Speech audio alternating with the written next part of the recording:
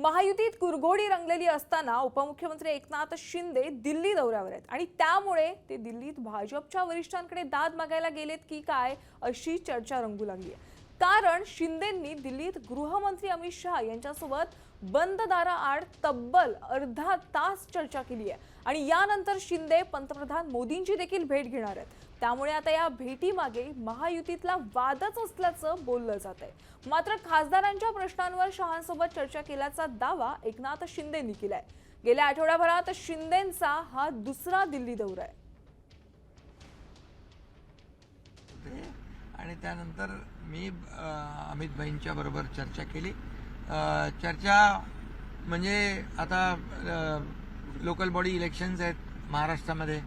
महायुती म्हणून आम्ही लोकसभा जिंकलोय, महायुती म्हणून विधानसभा आम्ही जिंकलोय आणि महायुती म्हणून आम्ही आता स्थानिक स्वराज्य संस्था जिंकणार आहोत आणि अतिशय सकारात्मक गृहमंत्री देखील त्या बाबतीत आहेत।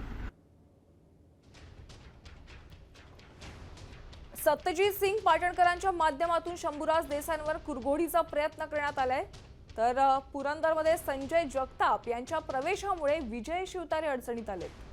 अलिबागमध्ये पंडित पाटील यांच्या प्रवेशामुळे महेंद्र दळवींची कोंडी झाली आहे, तर जालनामध्ये कैलास गोरंट्याल यांच्या पक्षप्रवेशानं अर्जुन खोतकरांपुढे आता आव्हान समोर उभं राहिले।